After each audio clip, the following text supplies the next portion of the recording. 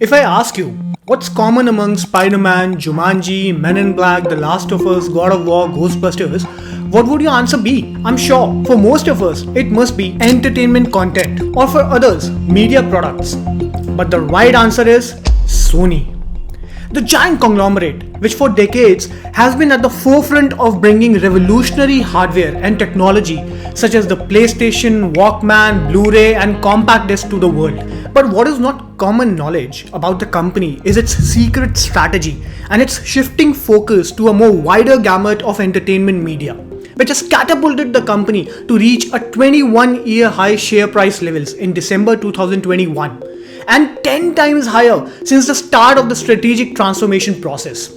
This transformation is constituted of 48% of the conglomerate's operating profits from games, music, televisions, films, which by the end of 2024 is expected to reach 56%. And to top it all, the company has managed to thrive and succeed in contrast with its home country Japan, which went from being a major world power in 1995 to stagnating since then.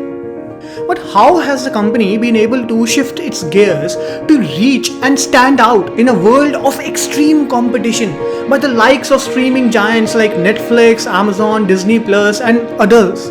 What is the company's secret strategy which is driving its momentum with the winds of change, and how does the blockbuster TV show Last of Us fit into all this to provide the establishment and firm footing the firm was looking for with the implementation of its secret strategy? So in today's episode, let's analyze, deep dive and get drawn into the world of Sony Entertainment. Chapter 1. The dealer has arrived. We all know this is the era of streaming wars, and every cash-rich media conglomerate, heck technology conglomerate, be it Apple or Amazon, has its own streaming service and entertainment offerings. Sony, at the onset of the rise of streaming wars, had understood that becoming yet another player in this densely packed and competitive industry will not have much of a chance to succeed. And this is why Sony decided to take a different route and adopted the strategy known as the arms dealer strategy.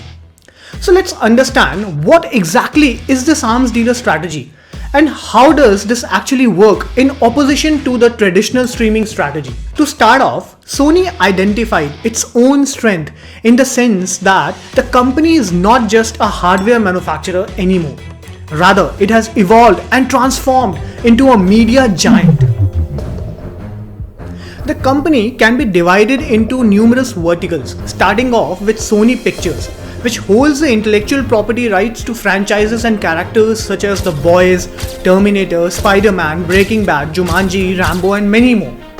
Then there's the vertical which the company has been reigning supreme in, the Sony PlayStation division, with the rights to exclusive blockbuster gaming titles such as The Last of Us, God of War, Ratchet and Clank, Horizon and others, along with the $100 million stake in gaming chat service Discord.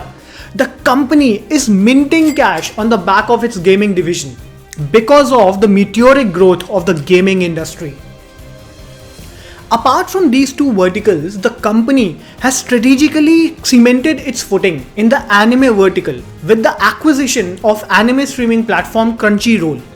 The recent reports suggest that the anime market, which currently stands at $20 billion, is growing at an annual rate of 10% and is poised to reach $47 billion by 2028. So if you look closely here, with such diverse portfolio of IP franchises and characters under its belt, all these serve as ammunitions to Sony's dealership. So Sony, sitting at the top, instead of going for a streaming platform, decided to take the arms dealer strategy, where it served the dealer of arms and ammunitions of its IP titles by licensing them for a specific time period to all these streaming platforms sitting below it, be it Disney Plus, Netflix or Amazon.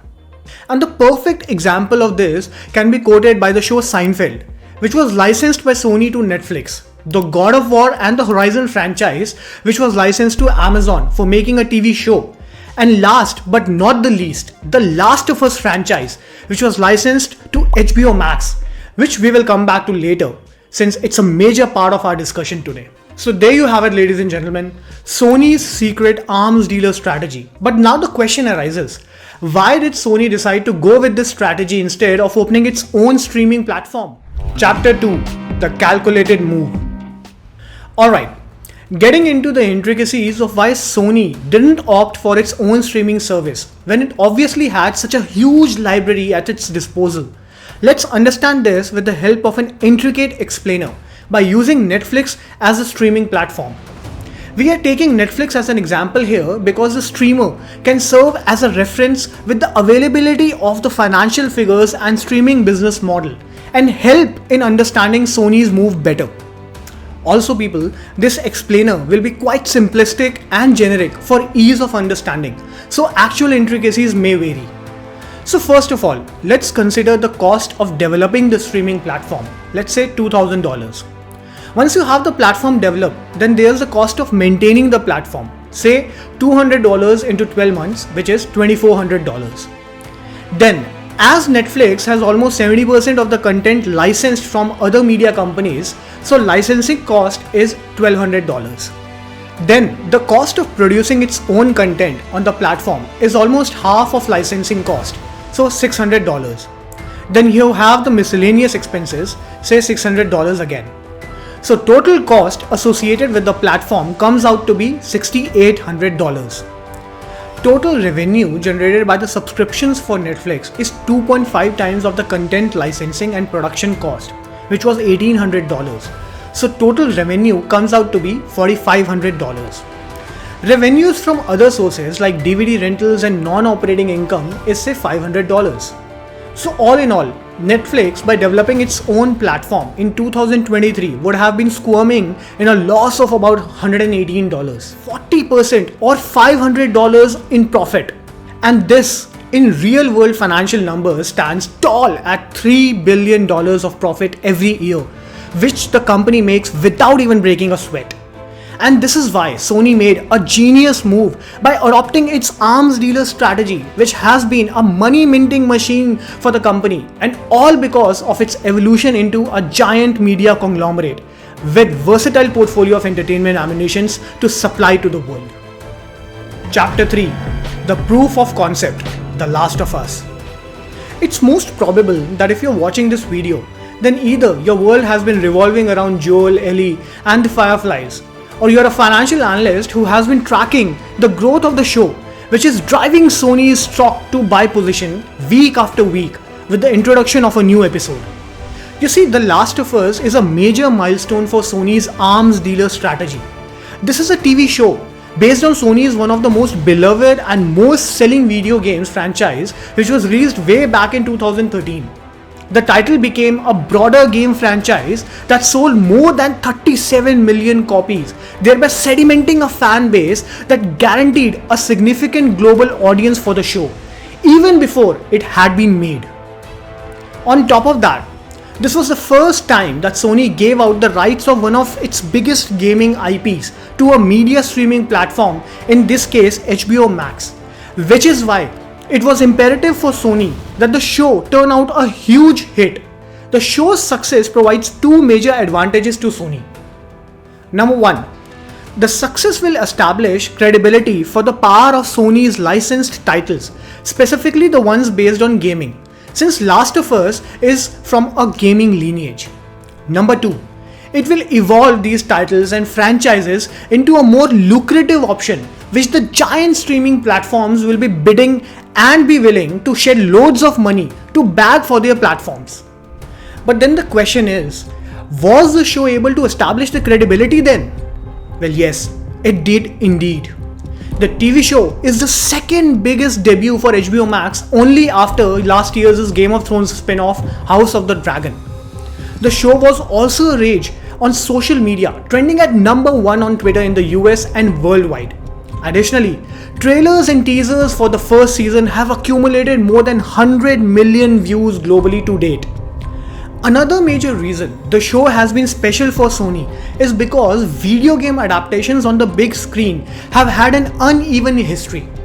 While some shows like Rampage and Detective Pikachu have made money, several others, especially those based on most popular IP titles like Uncharted, Warcraft, Assassin's Creed and Prince of Persia, have been trashed by fans and critics.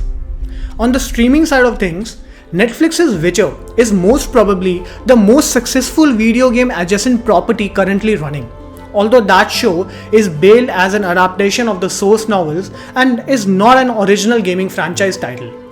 Hence, it's safe to say that the show is not just a hit, but rather a blockbuster hit, and as a result has provided the strong footing and stronger start to Sony's gaming universe licensing. Will this be further taken to new heights with the likes of God of War and Horizon TV shows, which are hyped as much as The Last of Us, is yet to be seen. But one thing is for sure, the dealer has arrived, and that too with a bang, and will now be gearing up to ramp its production for more proliferation of its arms in the market in the times to come. And that was the episode, ladies and gentlemen. If you liked the episode, please hit that like button below and subscribe to the channel. We will be back with more such knowledge-filled content. See you all until next time. Mindfulness signing off.